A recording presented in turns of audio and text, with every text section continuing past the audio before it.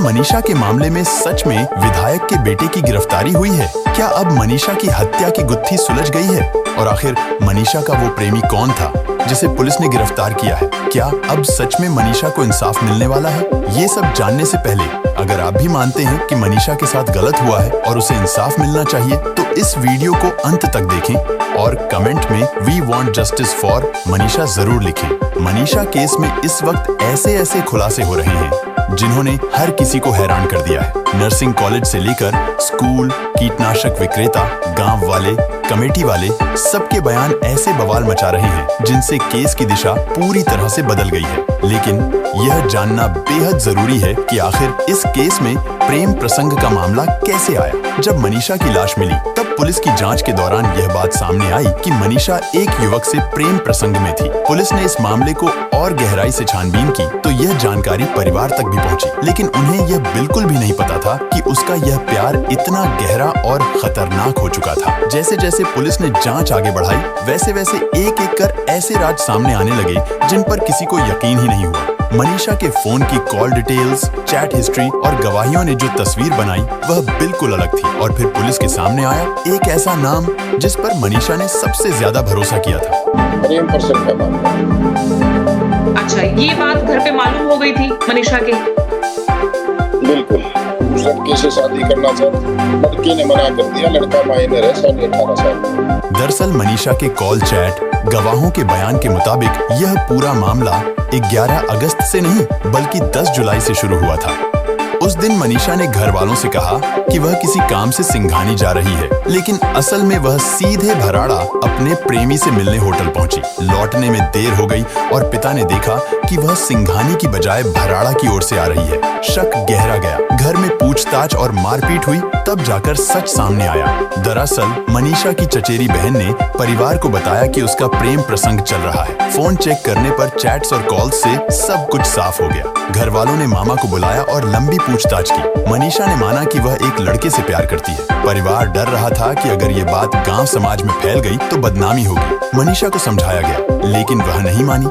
इसके बाद उसके साथ दोबारा मारपीट की गई। इस दौरान उसकी कान की बाली टूट गई और खून भी निकला। उसे चेतावनी दी गई कि वह उस लड़के से बात करना छोड़ दे, नहीं तो अंजाम बुरा होगा। लेकिन मनीषा चोरी छिपे उस लड़के से मिलती रही। घर वालों को पता चलने के बाद उसने उस लड़के पर शादी का दबाव बनाना शुरू किया, लेकिन लड़का शादी के लिए तैयार नहीं था। लड़का साफ कहता है कि वह नाबालिग है और शादी नहीं कर सकता। मनीषा इस बात से बेहद नाराज हो गई। पिछले 15 दिनों से दोनों के बीच लगातार झगड़े हो रहे थे। घटना से पहले यानी कि 10 अगस्त की रात मनीषा 9 बजे से लेकर रात 2 बजे तक व्हाट्सएप पर लगातार शादी का दबाव डालती रही। चैट्स में सिर्फ तनाव और झगड़े थे। लड़का किसी भी हाल में शादी के लिए तैयार नहीं था, लेकिन मनीषा अपनी जिद पर अड़ी रही। उसने कहा कि अगर शादी नहीं करोगे तो मैं जी नहीं पाऊंगी। पुलिस का कहना है कि ये चैट्स उनके पास सुरक्षित हैं, लेकिन प्राइवेसी के कारण उन्हें सार्वजनिक नहीं किया गया।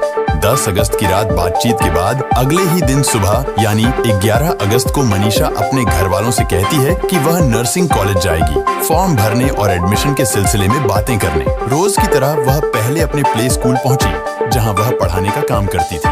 सामान्य दिनों में मनीषा 1:30 बजे स्कूल से निकलकर नर्सिंग कॉलेज की बस से घर जाती थी, लेकिन 11 अगस्त को मनीषा ठीक 1:58 पर स्कूल से निकली।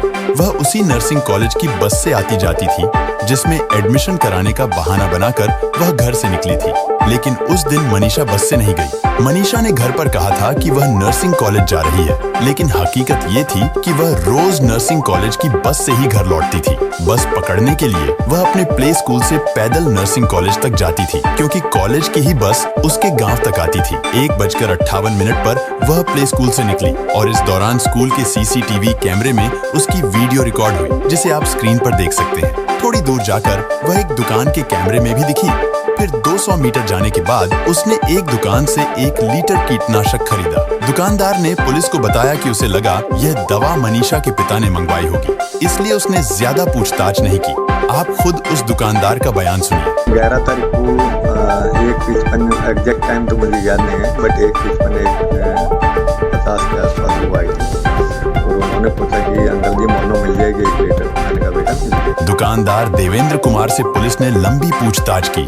दैनिक भास्कर से बातचीत में भी उन्होंने कई बड़े खुलासे किए। देवेंद्र ने बताया, मनीषा अक्सर उनकी दुकान के सामने से पैदल गुजरती थी। 11 अगस्त की दोपहर करीब 2 बजे से पहले वो दुकान पर आई और बोली, अंकल जी मोनो मिल जाएगी? उन्होंने जवाब दिया, हाँ बेटी मिल जाएगी। इसके बाद मनीषा ने 600 रुपये की मोनो स्प्रे खरीदी और पैदल ही अकेली चली गई। देवेंद्र के मुताबिक उस समय उसके हाव भाव बिल्कुल सामान्य थे। किसी को जरा भी शक नहीं होता कि उसके मन में कुछ और चल रहा है। उन्होंने कहा, इन दिनों कपास, ग्वार और मूंग की फसल पर यही स्प्रे होता है। मैंने सोचा किसान की बेटी है, परिवार वालों ने ही मंगवाया होगा, इसलिए दे दिया। बातचीत के आखिर में देवेंद्र कुमार की आंखें भर आई। उन्होंने कहा, मुझे मनीषा की मौत का गहरा अफसोस है और उससे भी ज्यादा दुख इस बात का है कि मैं उसके अंतिम संस्कार में भी शामिल नहीं हो सका, क्योंकि पुलिस कई दिनों से मुझसे पूछताछ कर रही थी। दरअसल कीटनाशक खरीदने की बात सबसे पहले 13 अगस्त को सामने आई, जब शव मिला। दुकानदार ने अपने गांव के सरपंच से कहा कि मनीषा ने उससे दवा खरीदी थी, लेकिन सरपंच ने उसे चुप रहने को कहा, क्योंकि उस समय माहौल में बहुत तनाव था। सरपंच को लगा कि अगर यह बात बाहर आ गई तो दुकानदार देवेंद्र फंस सकता है। इसी वजह से सरपंच ने यह बात किसी से साझा नहीं की और दुकानदार को भी चुप रहने के लिए कह दिया। जब पोस्टमार्टम रिपोर्ट में जहर की पुष्टि हुई तब यह सच सामने आया। दुकान से कीटनाशक लेने के बाद मनीषा नर्सिंग कॉलेज की ओर निकल पड़ी, लेकिन बीच रास्ते में उसके साथ क्या हुआ, इसकी जांच पुलिस लगातार कर रही है। मनीषा ने खुद जहर पिया या किसी ने उसे जबरदस्ती जहर पिलाया, ये अभी तक एक रहस्य बना हुआ है। पुलिस लगातार सीसीटीवी कैमरों को खंगाल रही है। विसरा रिपोर्ट के अनुसार मनीषा के शरीर में कीटनाशक पाया गया था। विसरा रिपोर्ट दुकानदार से खरीदा गया कीटनाशक, नोट और मनीषा व उसके प्रेमी के बीच हुई चैट जब पुलिस ने मनीषा के परिवार और मनीषा के मामा को दिखाए तो उनके होश उड़ गए। रात 12 बजे तक पुलिस के बड़े अधिकारी, मनीषा के पिता और कमेटी के कुछ लोग बैठकर मीटिंग करते रहे। पुलिस ने सबके सामने सारे सबूत रखे और कहा कि मामला आत्महत्या का है। विवाद बढ़ाने से बेहतर है कि शव का अंतिम संस्कार कर दिया जाए। इन्हीं सबूतों को देखने के बाद आपने भी देखा होगा कि मनीषा के पिता और पुरानी कमेटी अंतिम संस्कार के लिए तैयार हो गई थी। यहाँ तक कि मनीषा के पिता ने मीडिया में आकर बयान भी दिया था कि ये आत्महत्या का मामला है, वो शव का अंतिम संस्कार करेंगे। पुरानी कमेटी के लोग सच जान गए, वे पीछे हट गए। उन्होंने सबको समझाया, लेकिन लोग मानने को तैयार नहीं थे। इसके बाद एक नई कमेटी बनाई गई। इस नई कमेटी ने मनीषा के पिता पर दबाव डाला और कहा, तुम्हारी बेटी ऐसा कदम नहीं उठा सकती। उन्होंने और भी कई बातें कही, जिसके बाद मनीषा का अंतिम संस्कार रुक गया। 8 दिन तक शव रखा रहा। लोग इंसाफ के नाम पर मनीषा के साथ राजनीतिक खेल खेलते रहे। नई कमेटी ने मांग उठाई कि इस केस की जांच सीबीआई करे और मनीषा का पोस्टमार्टम दिल्ली एम्स में कराया जाए, तब जाकर शव का अंतिम संस्कार होगा। नई कमेटी बनी और उन्होंने धरना फिर से शुरू कर दिया। इन्हीं के दबाव में मनीषा का तीसरी बार पोस्टमार्टम दिल्ली एम्स में कराया गया। अब वही कमेटी के लोग छिप रहे हैं और सामने आने से बच रहे हैं। पुलिस ने मनीषा के प्रेमी को भी हिरासत में लेकर घंटों पूछताछ की। उसने माना कि दोनों के बीच लगातार बातचीत और झगड़े हुए थे, लेकिन उसने साफ कहा कि मनीषा की मौत में उसका कोई हाथ नहीं है। पुलिस ने उसके बयान दर्ज किए और मोबाइल चैट से मिलान किया। इसके साथ ही पुलिस ने उसका कॉल डिटेल रिकॉर्ड भी खंगाला, ताकि यह सुनिश्चित किया जा सके कि घटना के समय वह कहां था और किससे संपर्क में था। नर्सिंग कॉलेज वालों ने भी साफ कहा कि 11 अगस्त को मनीषा उनके कॉलेज आई ही नहीं थी। उन्होंने कहा कि वो पहले इसलिए सामने नहीं आए क्योंकि पुलिस उनसे लगातार पूछताछ कर रही थी। उनका सीसीटीवी कैमरे का डीवीआर भी पुलिस ने अपने कब्जे में लिया है। कमेटी से जुड़े कुछ लोगों ने भी बयान दिए हैं कि यह मामला प्रेम प्रसंग का था। इन्हीं में से एक नाम सामने आता है विजय सिंह गोठरा का। उन्होंने मीडिया में आकर साफ कहा कि यह प्रेम प्रसंग का ही मामला था, लेकिन उस समय विरोध लगातार बढ़ रहा था, इसीलिए किसी ने यह बात खुलकर नहीं कही। वजह साफ थी, अगर उस वक्त यह बात सामने आ जाती तो लड़की का परिवार बड़ी मुसीबत में पड़ सकता था। हमने बेटी की चैट भी देखी है, लेकिन वो मैं चैनल पे आपको बताना नहीं चाहूंगा। प्रेम प्रसंग का मामला। अच्छा, ये बात घर पे मालूम हो गई थी मनीषा के? बिल्कुल, सबके से शादी करना चाहती, लड़की ने मना कर दिया। लड़का माइनर है, 18.5 साल। विजय सिंह गोठरा ने साफ कहा कि लड़की के पिता समाज में अपनी इज्जत बचाने के लिए शुरुआत में सच्चाई नहीं बता पाए। कमेटी को भी सब मालूम था कि मनीषा पिछले 1 महीने से परेशान थी, उसे प्रताड़ित किया गया था और मारपीट भी हुई थी। इसके बावजूद कमेटी ने यह सच लोगों को नहीं बताया। अब कमेटी के लोग कह रहे हैं कि उन पर दबाव था, जन आंदोलन था, लोग सुनने को तैयार नहीं थे। याद कीजिए, जब प्रशासन के साथ बातचीत हुई थी तो मनीषा के पिता ने मीडिया के सामने कहा था, हाँ यह हत्या है, हम अंतिम संस्कार करेंगे, हम प्रशासन की बात से संतुष्ट हैं। लेकिन अगले ही दिन उन्होंने बयान बदल दिया और कहा कि कमेटी के दबाव में बोलना पड़ा। पिता के बयान बार बार बदलते रहे, कभी कहा कि मनीषा के साथ हैवानियत हुई है, कभी कहा कि यह हत्या है और कभी कहा कि दबाव में बोलना पड़ा। हालांकि शुरुआत में पुलिस ने इस पूरे मामले में लापरवाही दिखाई थी। अगर समय रहते जांच तेजी से होती तो शायद आज इतना बड़ा विवाद खड़ा नहीं होता। लापरवाही के कारण कुछ अधिकारियों को सस्पेंड भी किया गया। पुलिस ने भी जांच के चलते पहले दिन नोट सामने नहीं रखा। जब 5 दिन बाद पुलिस ने नोट और कीटनाशक वाली बात बताई और विसरा रिपोर्ट आई, तब तक लोगों के मन में यह गहराई से बैठ चुका था कि यह हत्या का मामला है, क्योंकि मनीषा का गला कटा हुआ था। लोग तरह तरह की बातें कर रहे थे। कुछ लोग परिवार और समाज को भड़काने का काम कर रहे थे और इस पूरे मामले में राजनीति भी खुलकर हो रही थी। असलियत यह है कि इस केस में शुरू से ही राजनीति हावी रही। लोग माइक लेकर जज बन बैठे। कोई कह रहा था गला काटा गया है, कोई कह रहा था अंग निकाले गए हैं। जिसके समझ में जो आया उसने खुद को हाईलाइट करने के लिए तरह तरह की कहानियां गढ़ दी। सोचिए, एक गरीब पिता जिसकी बेटी की मौत हुई थी, उसे खुद कोई फैसला लेने ही नहीं दिया गया। परिवार अंतिम संस्कार करना चाहता था, लेकिन राजनीतिक पार्टियों और कमेटियों ने दबाव डालकर ऐसा होने नहीं दिया। इसी खींचतान में 9 दिन तक मनीषा की लाश सड़ती रही। कभी कमेटी वाले पिता पर दबाव डालते, कभी राजनीतिक लोग, और नतीजा ये हुआ कि इतनी दर्दनाक मौत के बाद भी उस बेटी की लाश को चैन नहीं मिला।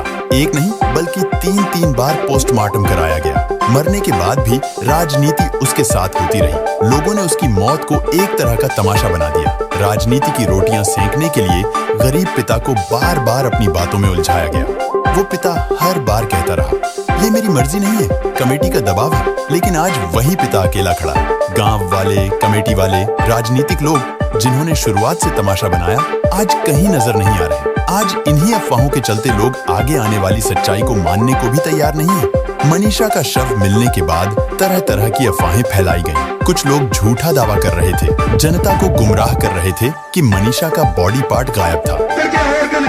सच्चाई तो ये है, उसकी बच्चेदानी गायब है, उसकी किडनी गायब है। बच्चेदानी गायब है, उसकी किडनी गायब है। जितना हार्ड उस बेटी का अगर आप पोस्टमार्टम रिपोर्ट पढ़ेंगे ना तो आप पढ़ नहीं पाएंगे, इतनी दरिंदगी की गई है। जबकि हकीकत ये है कि खुद मनीषा के पिता ने मीडिया के सामने कहा था, बॉडी बिल्कुल सही थी, सेफ थी, बस गला कटा हुआ था। आप खुद उनका बयान सुनिए कि वो क्या कह रहे हैं। सुनने में आ रही है कि बच्चादानी निकाल ली है। नहीं, वहाँ से जो बॉडी उठी एकदम सेफ थी, बिल्कुल सिर्फ ये चीज़ उठी।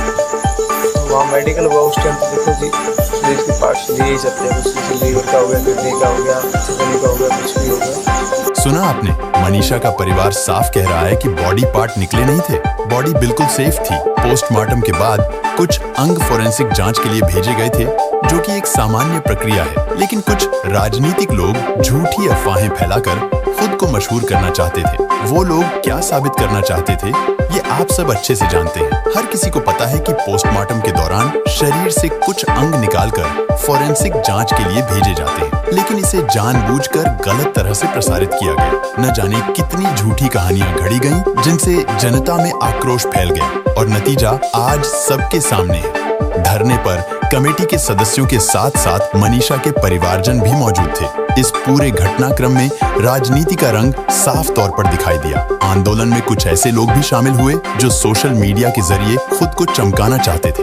वहां भाषणबाजी और प्रचार इस तरह किया गया मानो सच्चाई को जानबूझकर तोड़ा मरोड़ा जा रहा। इस मामले को लेकर सोशल मीडिया पर तरह तरह की अफवाहें फैल रही हैं। कभी किसी की गिरफ्तारी की बात होती है तो कभी विधायक के बेटे का नाम जोड़ा जाता है और कहा जाता है कि उसे गिरफ्तार किया गया है। लेकिन यह सारी बातें केवल अफवाहें हैं और इनका किसी तथ्य से कोई संबंध नहीं है। पुलिस और जांच एजेंसियां इस मामले की गहन और व्यवस्थित जांच में लगातार लगी हुई हैं। अगर मनीषा के साथ किसी ने दरिंदगी की है या किसी ने उसे जबरदस्ती जहर पिलाया है तो बहुत जल्द उसका चेहरा भी सामने आ जाएगा। अगर इस पूरे मामले में परिवार या रिश्तेदार का कोई सदस्य शामिल है तो पुलिस और सीबीआई उसे भी नहीं छोड़ेंगी। जांच में यह बात सामने आई है कि मनीषा पिछले 1 महीने से मानसिक रूप से प्रताड़ित थी और अगर यह मामला हत्या निकला तो इसे हत्या ही माना जाएगा, क्योंकि किसी ने उसे मजबूर किया था, किसी ने उसे प्रताड़ित किया था। मनीषा की मौत की गुत्थी अभी तक नहीं सुलझी है, लेकिन उम्मीद है कि जल्द ही पूरा सच सामने आएगा कि क्या मनीषा ने जहर खुद पिया था या फिर किसी साजिश के तहत उसे पिलाया गया था। लेकिन अब आप इस केस को लेकर क्या मानते हैं? क्या मनीषा ने खुद अपनी मर्जी से जहर पिया था या किसी ने उसे जबरदस्ती पिलाया? आपको क्या लगता है? अपनी राय नीचे कमेंट में जरूर लिखें।